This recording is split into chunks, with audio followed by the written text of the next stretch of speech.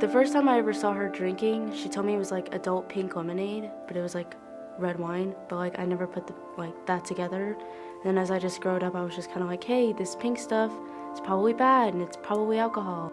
Before that, my mom drank a little bit, but it would be like when my dad left. Probably, I don't even know about when it started, but even when we had lived in Colorado for 3 years before moving back here, and even during that time, she had struggled with alcohol. And I hid it pretty well from the girls because I would just say, Mom's tired, and I put her to bed. And then I would stay up with them and take care of them until it was bedtime. But like, it mainly escalated when they got divorced and I lived alone with her because he was never there and there was never any like control or like a parent to like, you know. Her mom had a drinking problem for a long time. She just didn't know. She drank a lot. Like, it would be like mornings she'd be sober and I'd go to like school or whatever, but then like at nights it would be like mother mode, you know, and it would be like we had to swap places and I had to become mom and like she had to be, you know, just off to the side. Denise, which is her mom, and the girls living alone, that's kind of when the problem really started to be recognized, that it was getting worse. Started, you know, praying about my mom changing because she was an alcoholic and she was mean and, you know, I was in such a bad place and I was like, just change her, please.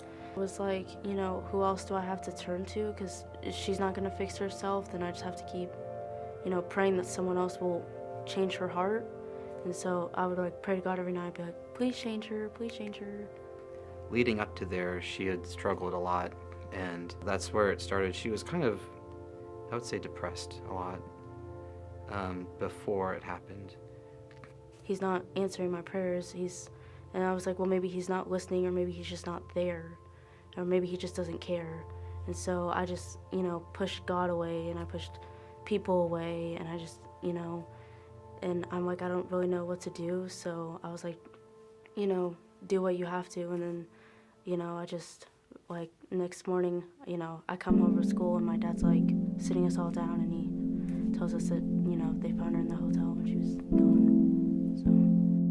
And they found her just on the bed, and she had passed away sometime in the night. We learned later from alcohol, a combination of alcohol and her anxiety pills combined. I felt like I was like alienated from everyone and like no one understood me. I don't know, I felt like I had no one. And then Mr. Bradley was actually my first period teacher. And then that's when I opened up about my experience. My sister passed away when I was 19 years old, so about 10 years ago, and due to drugs. And you know, it's always not just one thing. There's always a bunch of stuff that leads up to something like this. And I just wanted her to know that she wasn't alone in this, and that she could talk to me anytime. And then, you know, I was like, I don't want to live my life this way all the time, just being like so down and like feeling numbness, you know. After she passed away, I was still kind of mad because I was like, okay, you answered my prayer, but not in the way that I wanted. I think it helped Jenna understand she was not alone.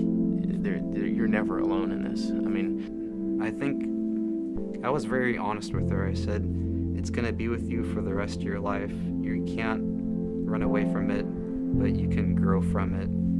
The best thing to do is just be that person. Just be there for them. Don't judge them. Don't try and tell them how they should feel.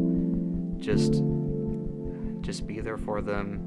I've watched it this year, you know, actually the last year especially, you know, where she wasn't motivated to do a lot of things, wasn't really doing a whole lot, and then all of a sudden, you know, I just saw her start making that transition, you know, where she's like, hey, you know what, I got a lot of stuff in front of me, I got a lot of years in front of me, I got a lot of things, a lot of life to live, and a lot of things to look forward to, and I saw her just start blossoming and coming into her own. You have hope, you're not alone, you know, there's always someone that's like, I've been through something similar, or I've been through something like you. You're not, you know, just the only one, and you're not alienated, and death is not the answer. And she's turning into the young woman that I always hoped she would be. And I can't wait to see where she goes from here. And I'm going to miss her. But I know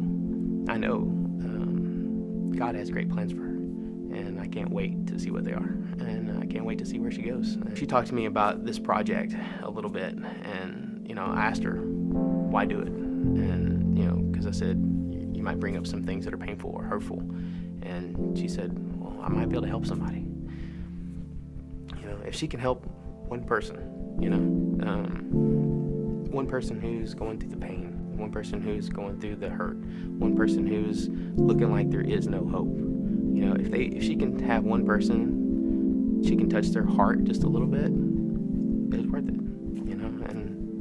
And I know she feels sorry. I know she feels the same way, because she just said, Dad, I like helping people, and if I can help somebody, why not? So, I'm just the fact that she was willing to come in here and tell her story. That's a proud dad moment.